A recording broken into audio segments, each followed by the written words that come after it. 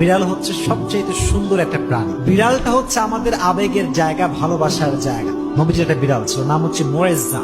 নাম কি? মোয়েজ্জা। একটা হাদিসে এসেছে, অবাক করা হাদিস। দেখেন, নবীজি একবার ঘরে প্রবেশ করলেন, নবীজির জামা রাখা আছে।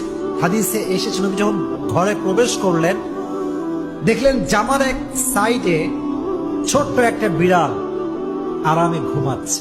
সুবহানাল্লাহ, ঘুমিয়ে আছে।